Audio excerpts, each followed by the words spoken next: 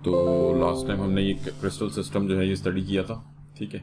और इसको याद रखने का सिंपल तरीका जो है वो मैंने आपको बता दिया था कि किस तरीके से आप इसको याद रख सकते हैं, ठीक है। 7 क्रिस्टल सिस्टम्स हैं, ये साइड्स वगैरह जो हमने कल देख ली थी, एक्सियल डिस्टेंस क्या होते हैं, एंगल्स का ध्यान में रखिएगा, ठीक है। ये जो आपको एंगल्स बताए थे ये इंपॉर्टेंट है कि ए बी साइड के दरमियान गामा एंगल होगा, ए सी है तो बीटा एंगल होगा और बी सी है तो अल्फा एंगल होगा, ठीक है।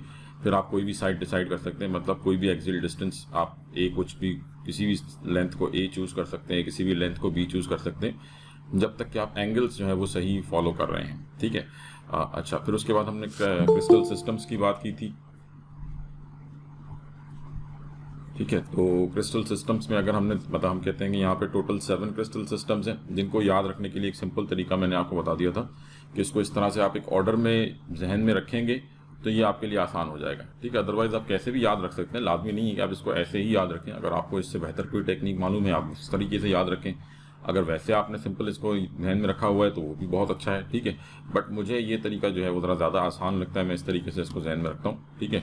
कि जिस तरह से हमने कल बात की थी कि जी टोटल 7 क्रिस्टल सिस्टम्स हैं, तो इसको एक ऑर्डर में ध्यान में रखें आप, C T O T H M T, ठीक है। Cubic, tetragonal, cubic, tetragonal, orthorhombic, trigonal, orthorhombic, trigonal, ठीक है।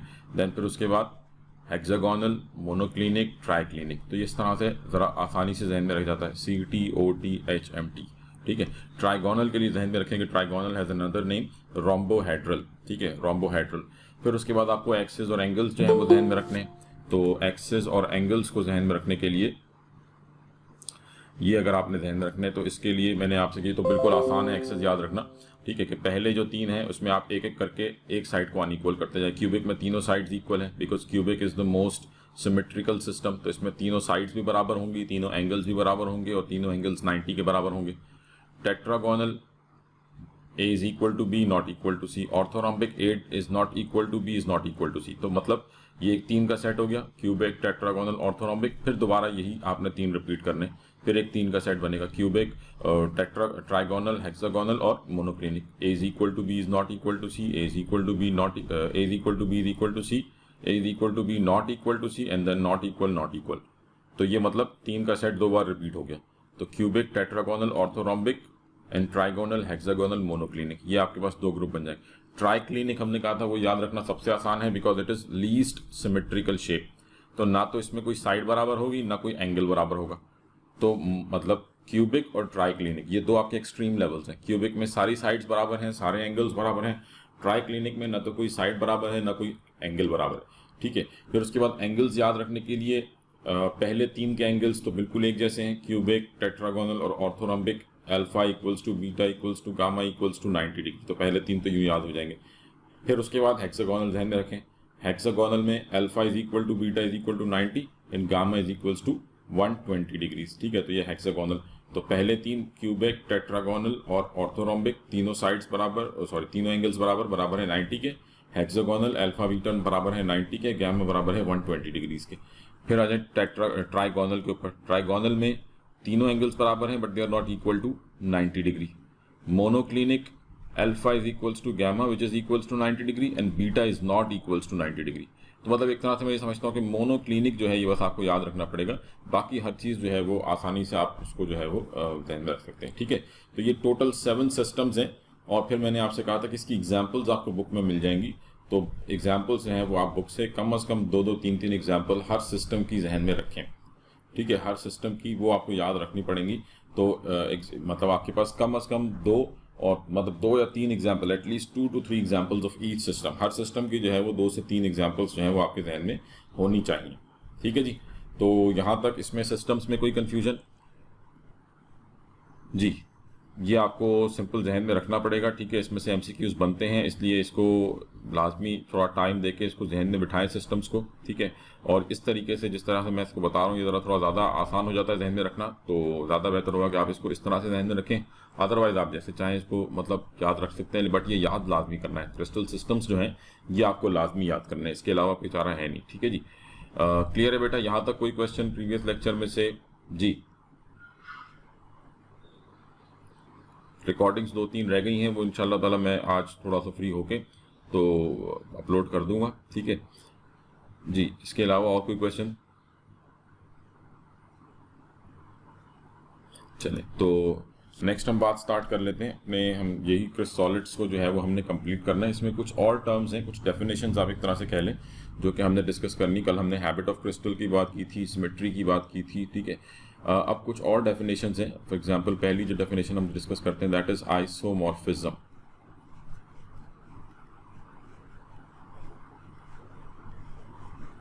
ठीक है जी, आइसोमॉर्फिज्म क्या है? It is a phenomena in which two different substances exist in the same crystalline form. यानी दो डिफरेंट सब्सटेंस हैं and they exist in same crystalline form. ठीक है, इसको हम कैसे डिफाइन करेंगे? It is a phenomena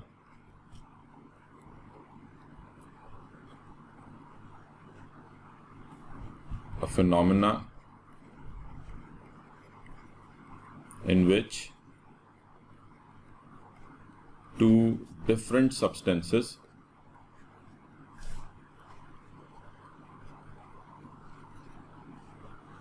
exist in the same crystalline form। ठीक है, ये क्रिस्टल्स की बात हो रही है। exist in the same crystalline form। ठीक है, दो डिफरेंट सब्सटेंस का एक जैसा अगर स्ट्रक्चर होगा, ठीक है, तो हम कहेंगे कि ये दोनों सब्सटेंस क्या हैं? आइसोमॉर्फ हैं। ठीक है, they both are isomorph of each other.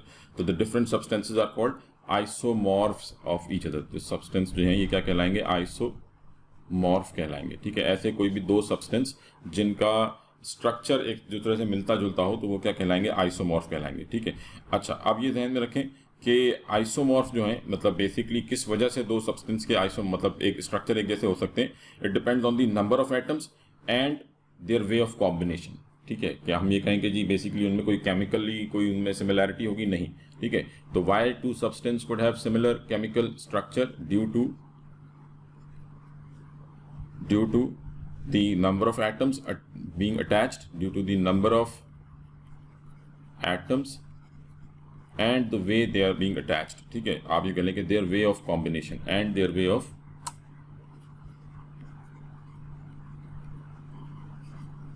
combination। तो किसी भी दो सब्सटेंस के स्ट्रक्चर एक जैसे क्यों हो सकते हैं? Due to the number of atoms. उनके कितने नंबर ऑफ एटम्स आपस में, यानी अगर दो कंपाउंड्स के similar type of atoms, similar number of atoms attach हो रहे होंगे तो उनके स्ट्रक्चर एक जैसे होने के चांसेस हैं। And if they are attaching in the same way तो भी उनका स्ट्रक्चर सेम होने के चांसेस हैं। ठीक है, तो हम मोस्टली जो इनकी रेशो होती है एटम्स की, जिसमें यानी आप ये कह लें कि दो डिफरेंट कंपाउंड हैं, दोनों का स्ट्रक्चर एक जैसा है, तो उसका स्ट्रक्चर सेम इस वजह से हो सकता है क्योंकि दोनों कंपाउंड्स में जिस रेशो में एटम्स कंबाइन हो रहे हैं वो रेशो जो है वो सेम हो सकती है। ठीक है, तो हम कहते हैं कि mostly the ratio of atoms in various compounds are such that isomorphism is, यानी आप ये कह लें कि mostly the ratio of atoms in आइसोमॉर्फ्स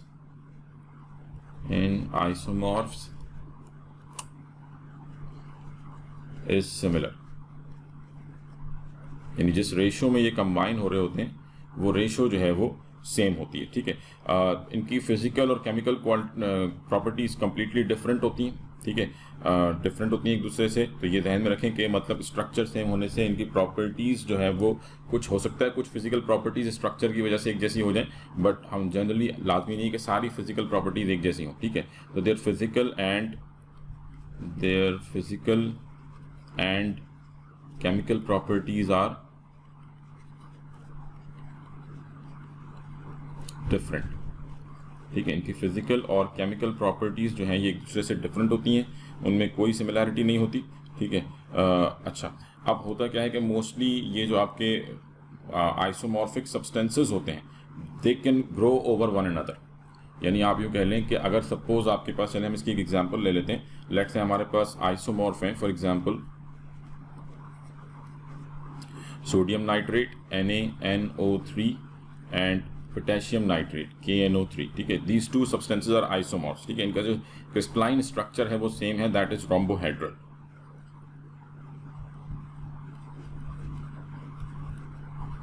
ठीक है, और अगर आप इनका रेशो देखें तो यहाँ पे भी रेशो क्या है? 1:1:3 एंड 1:1:3। ठीक है, तो दोनों का जो आप कह लें कि रेशो है एटम्स का वो तकरीबन एक जैसा है, ठीक है, और तो इस वजह से इनका जो शेप होगी वो क्या होगी, रोम्बोहेड्रल शेप होगी। तो अगर लेट से मैं पोटेशियम नाइट्रेट के सॉलिड को, यानी सपोज आप यूँ समझें कि आपके पास एक बीकर है जिसमें सोडियम नाइट्रेट का सोल्यूशन मौजूद है। लेट से हमारे पास ये बीकर है और हम कह रहे हैं कि इसके अंदर क्या मौजूद है, सोडियम नाइट्रेट का aqueous solution of sodium nitrate मौजूद है। This is aqueous solution of sodium nitrate, और आपने इसमें पोटेशियम नाइट्रेट का एक सॉलिड पीस जो है वो इसमें डिप किया। Let's say this is potassium nitrate, ठीक है। तो अब अगर आप इसको मतलब आप कह लें कि क्रिस्टलाइजेशन के प्रोसेस से गुजारते हैं तो दिस एक्वस सोडियम नाइट्रेट, ये जो सोडियम नाइट्रेट है this will start growing on the potassium nitrate, यानी यहाँ पे let's say this was super saturated solution, let's say हम करेंगे this was super saturated solution, यानी इसके क्रिस्टलाइज होने के चांसेस थे। तो यहाँ से क्योंकि आपको वैसे भी क्रिस्टलाइजेशन के लिए कोई आप कह लें कि ड्रॉपिंग पॉइंट चाहिए होता है, तो let's say this is the dropping point. तो क्या होगा कि जो आपके सोडियम नाइट्रेट है, एक्वस नाइट्रेट जो है, this will start developing on potassium nitrate. तो हम ये कहेंगे कि the crystal of sodium nitrate will start growing on potassium nitrate. तो they can grow over one another, यानी कि क्योंकि इनका स्ट्रक्चरल शेप एक जैसी है तो एक क्रिस्टल दूसरे क्रिस्टल के ऊपर ग्रो कर सकता है, ठीक है। तो they can grow over one another, they can grow over one another, ठीक है। तो एक क्रिस्टल दूसरे क्रिस्टल के ऊपर ग्रो कर सकता है, और उसमें मतलब आप यूँ कह लें कि देखने में आपको कुछ अगर कलर का अगर कोई डिफरेंस ना हो तो एक जैसे ही लगेंगे, बाद में फिर आप उनको केमिकली जो है वो देख सकते हैं कि दोनों में केमिकली डिफरेंस होगा, ठीक है। तो दे कैन क्रिस्टलाइज टुगेदर, एक तरह से एक साथ क्रिस्टलाइज हो सकते हैं, ठीक है। क्लियर होगी बात, यानी आप इसको यूँ भी कह सकते हैं कि they can crystallize together, they can crystallize together, ठीक है। तो इसकी भी डिफरेंट एग्जांपल्स आपको मिल जाएंगी। एक एग्जांपल तो मैंने आपको दे दी, इसके अलावा पोटेशियम सल्फेट, पोटेशियम डाइक्रोमेट, ठीक है, let's say potassium sulphate and chromate K2SO4 and potassium chromate K2CrO4, ठीक है। अब यहाँ पे अगर हालांकि हम देखें तो एनाइन डिफरेंट है, ठीक है। यहाँ पे रेशो क्या है 2:1:4, और यहाँ भी रेशो क्या है 2:1:4, ठीक है। अब अगर आप देखें तो एनाइंस दोनों में डिफरेंट है, सल्फेट आइन और क्रोमेट आइन, बट इनका जो आप कह लें कि एक तरह से स्ट्रक्चर है, या आप कह लें कि जो रेडियाई है या साइज है, एनाइनिक साइज है, वो तकरीबन एक जैसा होता है, ठीक है, जिसकी वजह से इनके क्रिस्टल्स एक जैसे हो सकते हैं, यानी सल्फेट आइन SO4 2- एंड क्रोमेट आइन CrO4 2-, they almost have similar structure, एक जैसे स्ट्रक्चर है, ये भी टेट्राहीड्रल स्ट्रक्चर है, ये भी टेट्राहीड्रल स्ट्रक्चर है, रेडिया इसका और इसका तकरीबन एक जैसा ही होता है, ठीक है। इसके अलावा zinc sulphate, nickel sulphate, they are isomorphs of each other, sodium fluoride, magnesium oxide, they are isomorphs of each other. तो आपको मतलब डिफरेंट एग्जांपल बुक में मिल जाएंगी, आप बुक में देखेंगे आपको काफ़ी एग्जांपल्स मिल जाएंगी, और अगेन इसकी 3 से 4 एग्जांपल्स आपको जहन में रखनी, और इसकी कोशिश करें जितनी एग्जांपल्स बुक में मेंशन हैं वो सारी आपको याद हो, ठीक है। खासतौर पे सिंध बोर्ड के बुक के अंदर जितनी भी एग्जांपल्स हैं तो वो सारी एग्जांपल्स आपके जहन में हो, क्योंकि नॉर्मली जो MCAT है उसमें क्वेश्चन इस तरह से आ जाते हैं कि आपको जस्ट डायरेक्ट जो है वो 2 कंपाउंड के नाम देके पूछ लेंगे कि दे आर आइसोमॉर्फ्स और दे आर पॉलीमॉर्फ्स, तो वो आपको जहन में होना चाहिए कि बुक के अंदर क्या मेंशन है, ठीक है। तो इसलिए आपको ये याद रखने पड़ेंगे, ठीक है जी। क्लियर है ये बात, आइसोमॉर्फिज्म क्या है, आइसोमॉर्फ्स क्या होते हैं, इसमें कोई क्वेश्चन? जी क्लियर है बेटा ये आइसोमॉर्फिज्म, आइसोमॉर्फ्स, ठीक है जी। अच्छा जी, नेक्स्ट हमारे पास आ जाता है पॉलीमॉर्फिज्म, ठीक है। ये हो गया आइसोमॉर्फिज्म। नेक्स्ट जो टर्म हमने डिस्कस करनी है दैट इज पॉलीमॉर्फिज्म।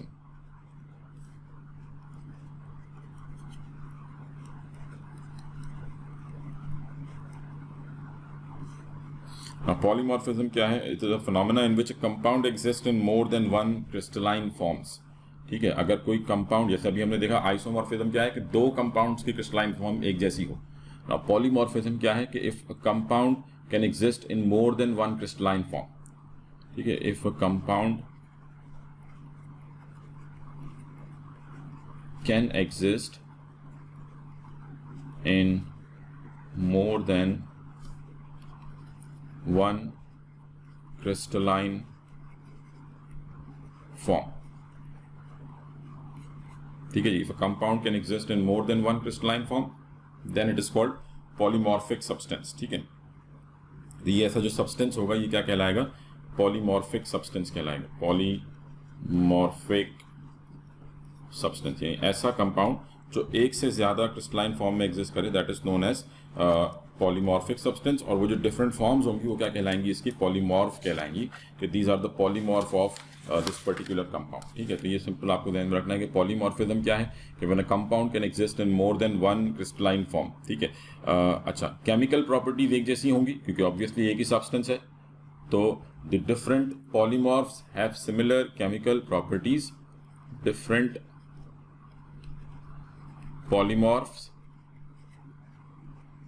पॉलीमॉर्फ्स की केमिकल प्रॉपर्टीज सेम होंगी, हैव सिमिलर केमिकल प्रॉपर्टीज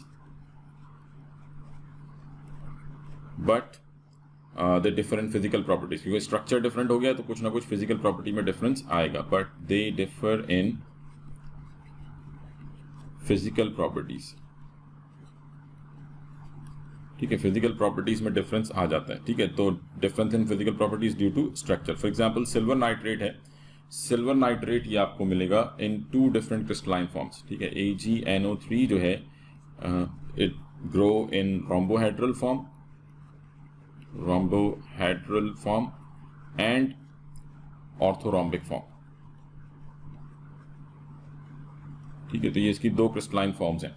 और इसके अलावा एग्जांपल्स मिल जाएंगी आपको, calcium carbonate trigonal and hexagonal form के अंदर दोनों में ग्रो करता है। ठीक है, तो ये भी एग्जांपल्स आपने बुक से याद रखनी है ना। ऐसा होता क्यों है, कोई एक कंपाउंड एक से ज़्यादा फॉर्म में क्यों ग्रो करता है, it all depends on conditions के ऊपर अभी हम आगे बात कर लेंगे, तो कंडीशंस के ऊपर ये डिपेंड कर रहा होता है। तो it all depends on conditions के under which conditions the substance has been crystallised. ठीक है, तो इट डिपेंड्स ऑन कंडीशंस, ये कंडीशंस के ऊपर डिपेंड कर रहा होता है, it depends on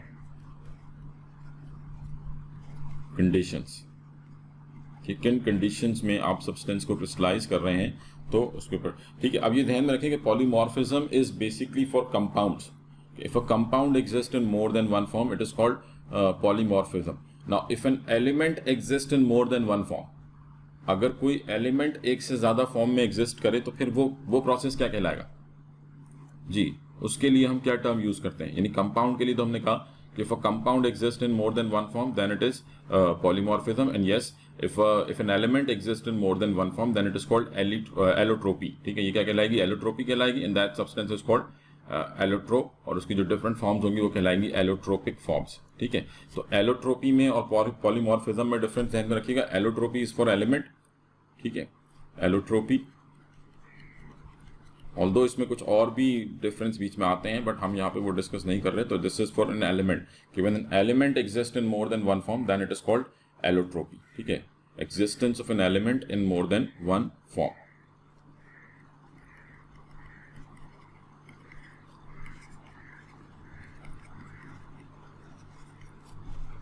in more than one form. ठीक है जी, किसी एलिमेंट का एक से ज्यादा फॉर्म में एग्जिस्ट करना, दैट इज कॉल्ड एलोट्रोपी। अच्छा, उसके बाद नेक्स्ट जो हमारे पास टर्म आती है that is transition temperature. Transition temperature,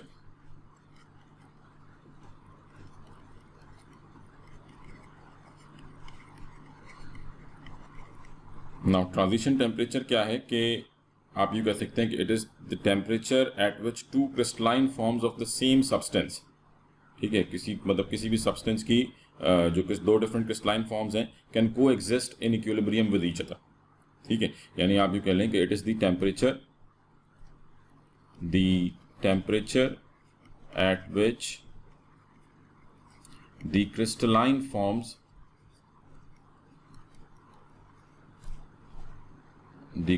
forms of a substance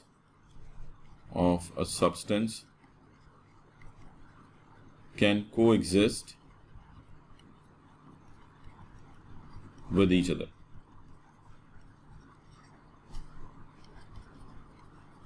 ठीक है जी, जब ये एक दूसरे के साथ एक ही टेम्परेचर पे, यानी एक ऐसा टेम्परेचर जिस पे आपकी दोनों क्रिस्टलाइन फॉर्म्स जो हैं, क्योंकि नॉर्मली होता क्या है कि फॉर एग्जांपल हमने कहा कि जी सिल्वर नाइट्रेट की दो क्रिस्टलाइन फॉर्म्स हैं, रोम्बोहेड्रल एंड ऑर्थोरोम्बिक। ठीक है, अब आपको एक पर्टिकुलर टेम्परेचर पर या तो रोम्बोहाइड्रल मिलेगी, ठीक है, और या फिर ऑर्थोरोम्बिक मिलेगी। अब वो टेम्परेचर जिसपे आपको सिल्वर नाइट्रेट इन दोनों फॉर्म्स के अंदर मिले तो वो टेम्परेचर कहलाएगा ट्रांजिशन टेम्परेचर। ठीक है, अब इसमें क्या हो रहा होता है कि इसमें एक क्रिस्टलाइन फॉर्म दूसरी फॉर्म के अंदर कन्वर्ट हो रही होती है।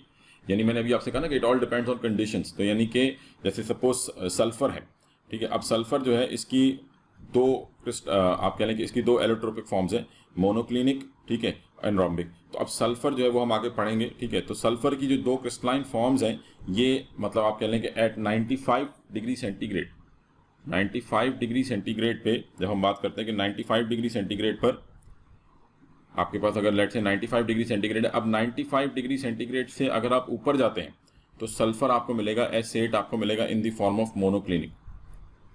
ठीक है, ये किस फॉर्म में मिलेगा? मोनोक्लिनिक फॉर्म में मिलेगा। 95 से ऊपर सल्फर आपको मिलेगा मोनोक्लिनिक फॉर्म में, और 95 से नीचे सल्फर आपको मिलेगा इन रोम्बिक फॉर्म।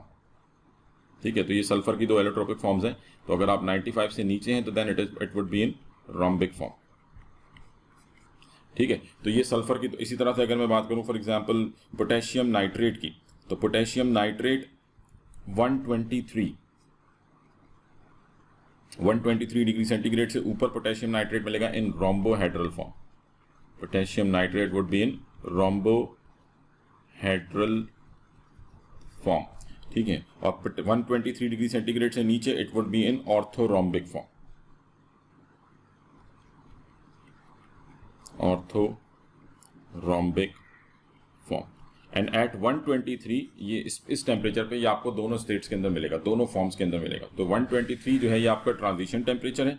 ठीक है, जिसपे ये एक फॉर्म से दूसरी फॉर्म में कन्वर्ट हो रहा होता है। ठीक है, तो आप यू कह लें कि at this temperature one crystalline form of a substance changes to another. ठीक है, और इससे ऊपर या इससे बिलो ये किसी एक फॉर्म में एग्जिस्ट करेगा। ठीक है, अच्छा, अब इनमें से एक ज़्यादा स्टेबल होती है, एक लेस स्टेबल होती है। ठीक है, तो यूँ आप कह सकते हैं कि मतलब बेसिकली वो हम खैर बाद में देख लेंगे, जैसे सल्फर वगैरह के लिए मैं बात करूंगा, बट वो अभी नहीं, वो आगे एक और चैप्टर में बात होगी। बट फिलहाल आप इसको यहाँ तक ध्यान में रखें। ठीक है जी, तो ये क्लियर होगी बात, ट्रांजिशन टेम्परेचर्स क्या होते हैं जी। The temperature at which the crystalline forms of a substance exist in, आप कह लें कि exist both the crystalline forms exist at which temperature that is known as transition temperature. ठीक है, तो यहाँ पे एक क्रिस्टलाइन फॉर्म दूसरी फॉर्म के अंदर कन्वर्ट हो रही होती है।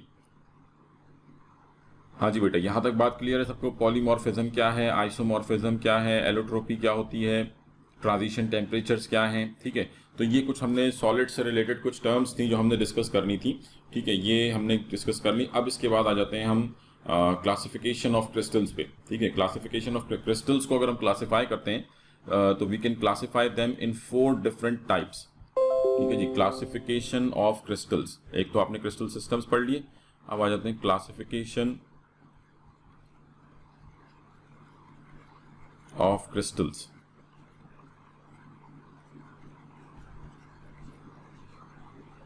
ठीक है, now crystals can be classified into 4 different types. ठीक है, नंबर 1 आयनिक क्रिस्टल्स।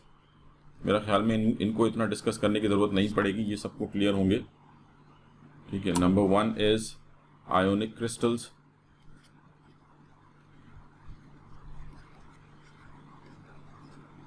Number 2 molecular crystals.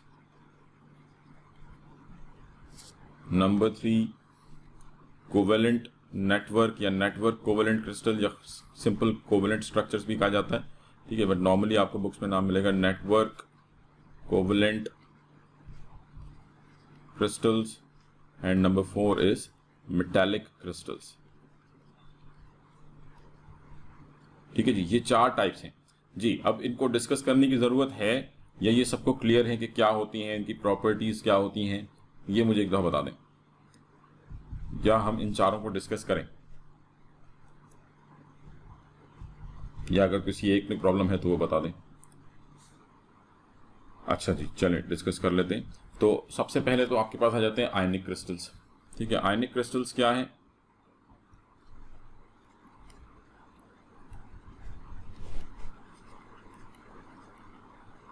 ठीक है, आयनिक क्रिस्टल्स क्या होते हैं? Those crystals which are formed when ions are attached, when ions combine with each other due to electrostatic force of attraction. ठीक है, when ions attached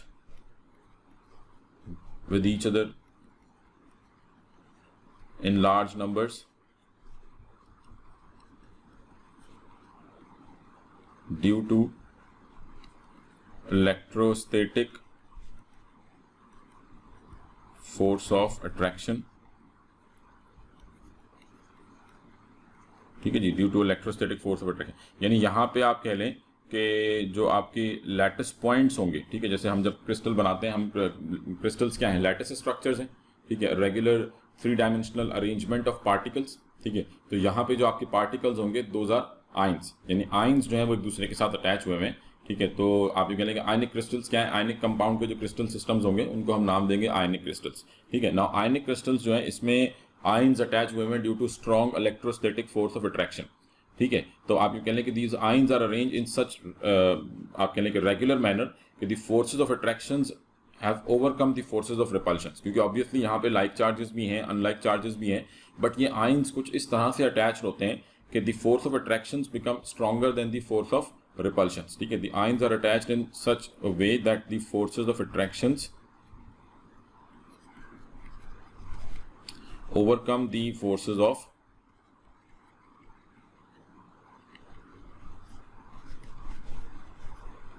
repulsions, ठीक है। तो वो डायग्राम आप बहुत दफ़ा बना चुके हैं, देख भी चुके हैं कि अनलाइक चार्जेस जो हैं वो एक दूसरे के क्लोज होंगे और लाइक चार्जेस जो हैं वो दूर होंगे, ठीक है। जैसे हम कह रहे हैं कि जी लेट से ये सोडियम आयन है, फिर उसके बाद यहाँ पे अगेन एक सोडियम आयन होगा, फिर एक सोडियम आयन होगा, ठीक है, और यहाँ पे सोडियम आयन है और ये सोडियम आयन है। इसी तरीके से क्लोराइड आयन है, ठीक है, तो chloride ion Cl minus Cl minus Cl minus, तो ये इस तरह से अटैच्ड है। हम कह रहे हैं कि ये जो अनलाइक चार्जेस के दरमियान डिस्टेंस है, लेट से इस डिस्टेंस को मैं नाम दे देता हूँ x, और लाइक चार्जेस के दरमियान जो डिस्टेंस है इसको हम नाम दे देते हैं y।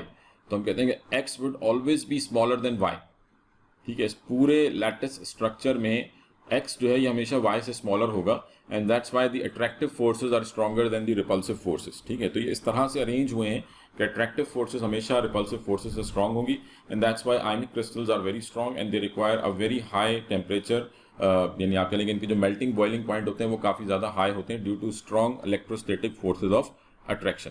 तो although they are hard but brittle, ये भी आपको मालूम है कि हार्ड तो होते हैं बट क्या होते हैं, ब्रिटल, ठीक है। Although they are hard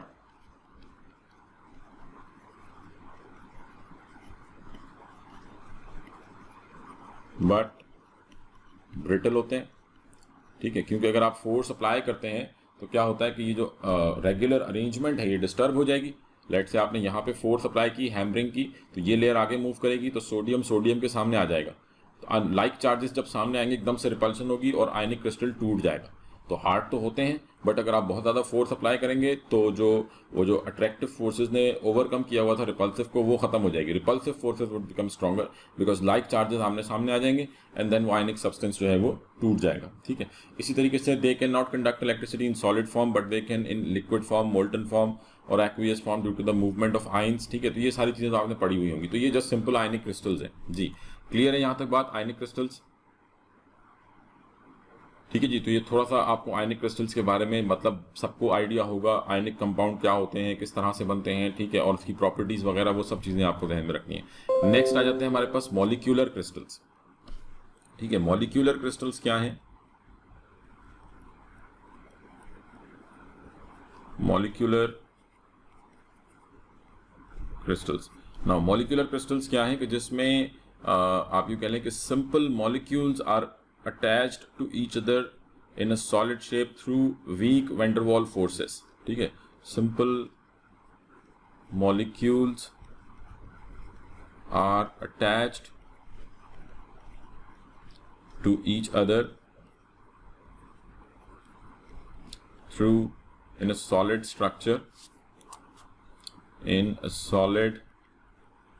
structure through weak intermolecular force, ठीक है जी। थ्रू वीक इंटरमोलिकुलर फोर्स, यानी जैसे आयनिक क्रिस्टल में आयंस अटैच हुए होते हैं इसी तरीके से यहाँ पे आयंस की जगह पे क्या आ जाएंगे, सिंपल मॉलिक्यूल्स आ जाएंगे। सिंपल मॉलिक्यूल्स क्या होते हैं? जिनमें नंबर ऑफ एटम्स काउंटेबल हो। For example water is a simple molecule, CH4 is a simple molecule, sulfur dioxide is a simple molecule, even C6H12O6 is a simple molecule, ठीक है। तो जहाँ पे नंबर ऑफ एटम्स नोन हो किसी molecule में कि जिसमें इतने नंबर ऑफ एटम्स है, तो वो क्या कहलाएगा, सिंपल मॉलिक्यूल्स। तो when simple molecules are attached to each other through weak van der Waals forces, let's say हम कह रहे हैं कि जी वाटर मॉलिक्यूल है अब, या लेट्स से हाइड्रोजन मॉलिक्यूल है। हाइड्रोजन मॉलिक्यूल को हम कैसे रिप्रेजेंट कर सकते हैं, suppose this is hydrogen molecule, तो ये एक हाइड्रोजन मॉलिक्यूल है, ठीक है। देन ये एक और हाइड्रोजन मॉलिक्यूल है, और ये एक और हाइड्रोजन मॉलिक्यूल है, और ये हाइड्रोजन मॉलिक्यूल है। तो अब जिस तरह वहाँ पे आयंस अटैच थे, ऐसे यहाँ पे हाइड्रोजन मॉलिक्यूल्स जो हैं वो आपस में अटैच होंगे through weak van der Waals forces, जिसको आप डॉटेड लाइन से रिप्रेजेंट कर सकते हैं।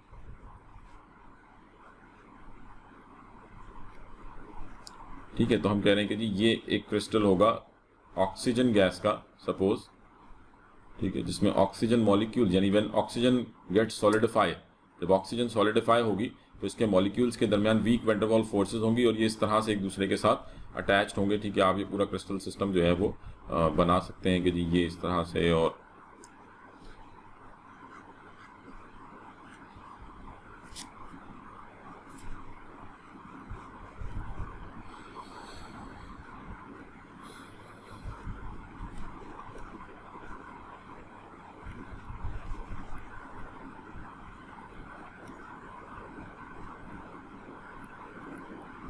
ठीक है जी। तो ये इस टाइप का आपके पास क्रिस्टलाइन स्ट्रक्चर बना। अब इस क्रिस्टलाइन स्ट्रक्चर में आयंस की जगह पे क्या अटैच है, मॉलिक्यूल्स अटैच है। ठीक है, तो वो आप कह लें जो क्रिस्टल पॉइंट्स पहले आयंस थे, आयनिक कंपाउंड में क्रिस्टल पॉइंट्स क्या हैं, लैटिस पॉइंट्स क्या हैं, आयंस, और मॉलिक्यूलर क्रिस्टल में लैटिस पॉइंट्स क्या हैं, ये मॉलिक्यूल्स। ठीक है, तो molecules are attached to each other through weak intermolecular forces and that's why they would have low melting and boiling points. ठीक है, क्योंकि यहाँ पे वीक इंटरमॉलिक्यूलर फोर्सेस इन्वॉल्व हैं, तो दे would have low melting point and boiling point, and they do not conduct electricity because they do not have free electrons और free ions। तो ये सिंपल मॉलिक्यूलर क्रिस्टल्स कहलाते हैं। ठीक है, उसके बाद नेक्स्ट आ जाते हैं network crystal, network covalent crystals. Network covalent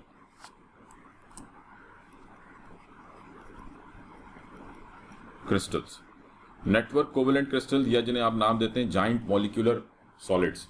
ठीक है, याद होगा आपको giant molecular solids, diamond, graphite, silicon dioxide, ये सब नेटवर्क कोवेलेंट क्रिस्टल्स कहलाते हैं। यहाँ पे क्या है, atoms are attach to each other, atoms are attached to each other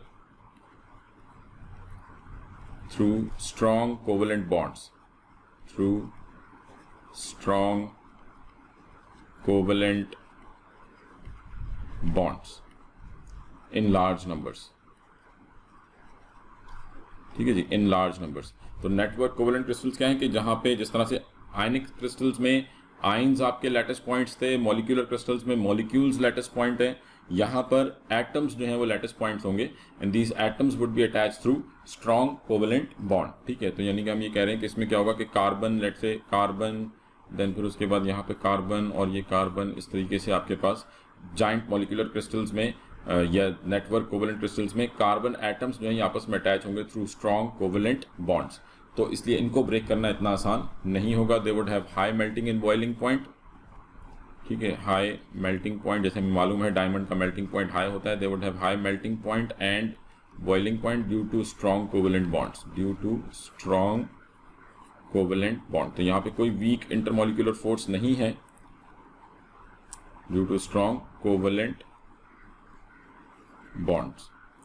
ठीक है, और ग्रेफाइट जो है वो इलेक्ट्रिसिटी कंडक्ट करेगा, बाकी जनरली नेटवर्क कोवेलेंट क्रिस्टल्स जो हैं वो इलेक्ट्रिसिटी कंडक्ट नहीं करते, बिकॉज अगेन यहाँ पे कोवेलेंट बॉन्डिंग है, no free electrons available except for graphite. Graphite can conduct. तो मेरे ख्याल में डायमंड, ग्रेफाइट के स्ट्रक्चर सबको याद होंगे।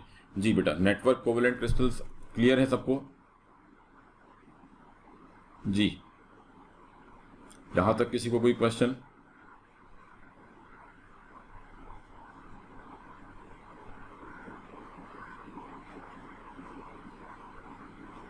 ठीक है जी।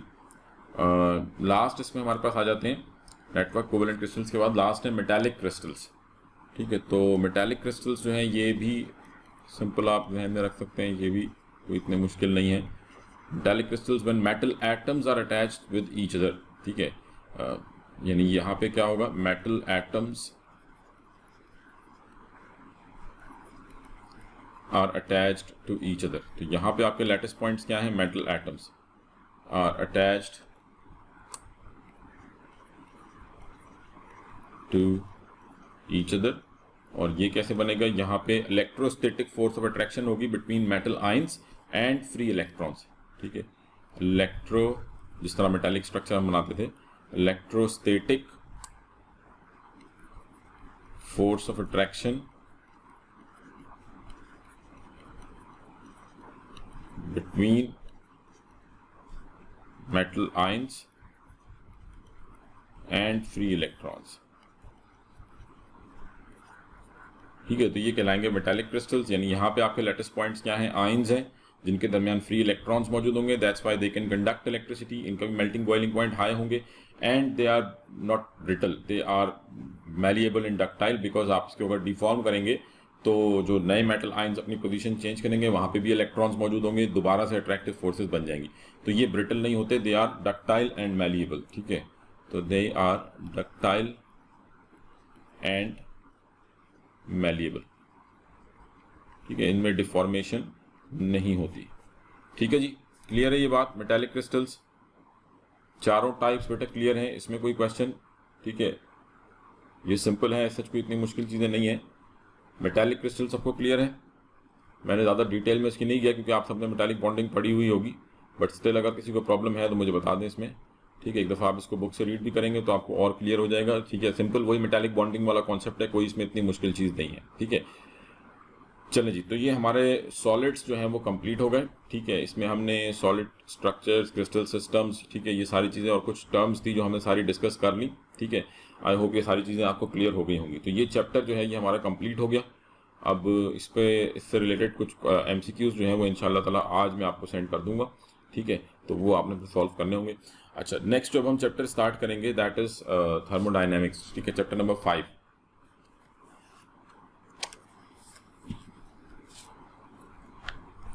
ठीक है जी, नेक्स्ट चैप्टर हमारा अब स्टार्ट होगा, चैप्टर नंबर 5। ये 4 चैप्टर जो हैं ये आपके कंप्लीट हो गए। नेक्स्ट चैप्टर हम स्टार्ट करेंगे एनर्जेटिक्स ऑफ केमिकल रिएक्शंस, या जिसे आप थर्मोडायनेमिक्स जो है वो कह सकते हैं।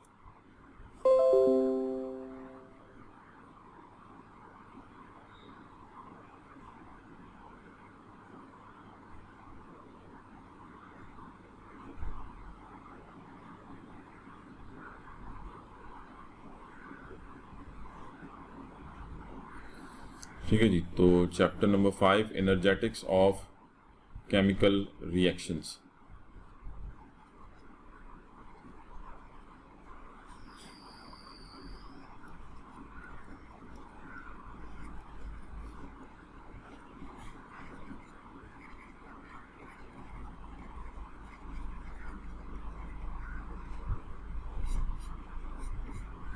ठीक है जी, एनर्जेटिक्स ऑफ केमिकल रिएक्शंस।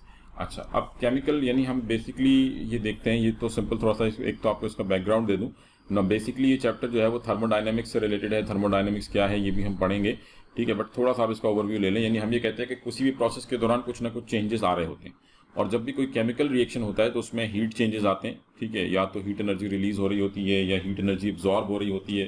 तो ये एक्सोथर्मिक एंडोथर्मिक का कॉन्सेप्ट जो है वो आप सबका क्लियर होगा। ठीक है, तो मतलब एक तरह से आप ये कह लें कि एनर्जेटिक्स ऑफ केमिकल रिएक्शंस में आप सिंपल ये देख रहे थे heat changes involved during a chemical reaction. ठीक है, what we are interested in, हम सिंपल यहाँ पे स्टडी करना चाह रहे हैं the heat changes which are involved in a chemical reaction. Heat changes involved in a chemical reaction, कि जब भी कोई केमिकल रिएक्शन होगा तो उसके साथ कुछ ना कुछ हीट चेंजेस भी आएंगे, तो हमने वो हीट चेंजेस जो है वो स्टडी करना है। ठीक है, अब उन हीट चेंजेस को स्टडी करने के लिए कुछ बेसिक थर्मोडायनेमिक्स टर्म्स हैं और कुछ बेसिक कॉन्सेप्ट हैं। तो पहले तो हम वो टर्म्स जो हैं वो डिस्कस कर लेते हैं। ठीक है, थर्मोडायनेमिक टर्म्स।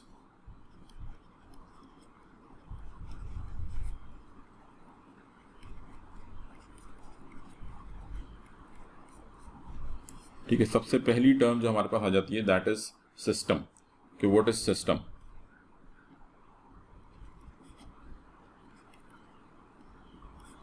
ठीक है जी, सिस्टम को आप कैसे डिफाइन करेंगे? What is system? It is that part of universe which is under observation. ठीक है, that part of universe that part of universe which is under observation, या जो अंडर स्टडी हो, या आप कह लें कि which is under thermodynamic study, तो ये कहलाएगा सिस्टम। यानी किसी भी वो पार्ट जिस पे आपको यानी जो कि जिसको आप ऑब्जर्व कर रहे हैं, दैट इज कॉल्ड सिस्टम। ठीक है, और उसके बाद नेक्स्ट हमारे पास आ जाती है सराउंडिंग्स। सराउंडिंग्स, सराउंडिंग्स क्या है? सराउंडिंग्स को हम कैसे डिफाइन कर सकते हैं? What our surroundings? The rest of the universe is surrounding, यानी वो पार्ट यूनिवर्स का जो अंडर ऑब्जर्वेशन है that is system, and the rest part of the universe is surrounding. ठीक है, rest of the universe is surrounding. ठीक है, बाकी की जो यूनिवर्स होगी वो क्या कहलाएगी? That is surrounding. ठीक है, तो सिस्टम एंड सराउंडिंग ये दो टर्म्स ध्यान में रखनी है। इसके अलावा एक तीसरी टर्म जो आ जाती है दैट इज बाउंड्री। ठीक है, बाउंड्री, और बाउंड्री को हम डिफाइन कर सकते हैं। What is boundary? The real और इमेजिनरी सरफेस, द रियल और imaginary surface separating the system from the surroundings, separating the system from the surroundings।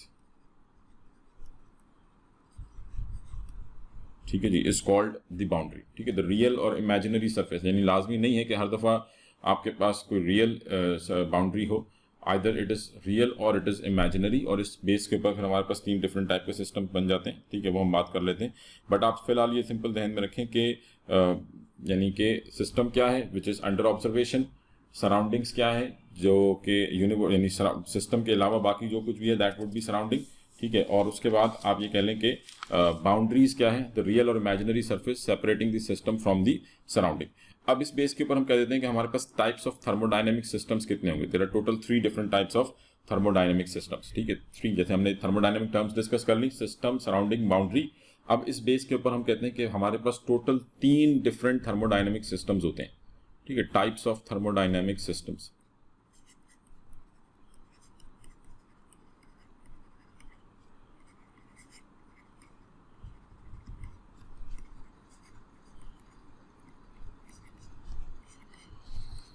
Type of thermodynamic system, तो इसमें सबसे पहले हमारे पास आ जाता है आइसोलेटेड सिस्टम। Isolated system. ठीक है, नाउ आइसोलेटेड सिस्टम क्या है? What is isolated system? Isolated system हम कह सकते हैं कि one that can transfer neither matter nor energy and from it's neither matter nor energy from its surroundings. ठीक है, तो आइसोलेटेड सिस्टम क्या है? One that can transfer a system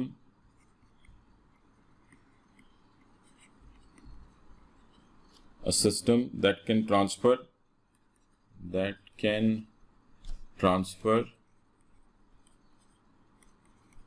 neither matter nor energy। ठीक है, ऐसा सिस्टम जिसमें ना तो मैटर ट्रांसफर हो सकता हो ना एनर्जी ट्रांसफर हो सकती हो to and from its surrounding, to and from its surroundings. ठीक है जी, तो ऐसा सिस्टम जिसमें से ना तो आप मैटर ट्रांसफर कर सकें, ना मैटर सिस्टम से बाहर जा सके, ना मैटर सिस्टम में आ सके, ना एनर्जी सिस्टम से बाहर जा सके, ना एनर्जी सिस्टम में आ सके, तो ऐसा जो सिस्टम है ये क्या कहलाएगा? आइसोलेटेड सिस्टम कहलाएगा। ठीक है, this type of system is known as isolated system. ठीक है, तो मतलब फॉर एग्जांपल आपने किसी यूं कह लें कि ये आप सपोज हम कह लेते हैं कि हमारे पास कोई वेसल है ऐसा, ठीक है, जिसमें या आप कह लें कोई थर्मस फ्लास्क है। ठीक है, आप कह सकते हैं कि thermos flask, boiling water in a thermos flask.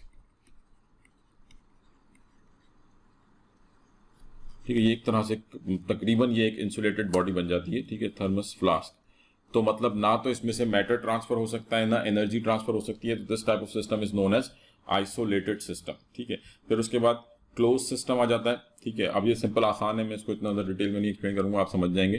Close system क्या होगा, जिसमें ना तो मैटर, यानी क्लोज्ड सिस्टम,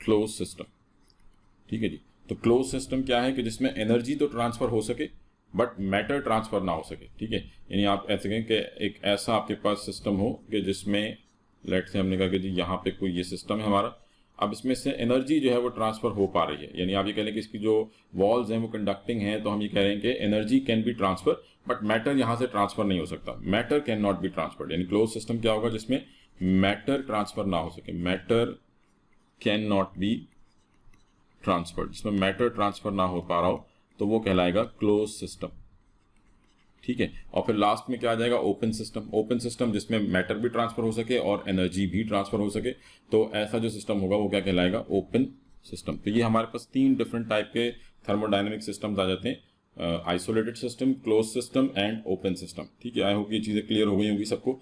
इसके अलावा कुछ और टर्म्स हैं बट वो इंशाल्लाह ताला हम नेक्स्ट क्लास में इसको डिस्कस करेंगे, ठीक है। तो कल इंशाल्लाह ताला हम इसको आगे कंटिन्यू करेंगे, आज मैं इसको यहीं तक रखूंगा।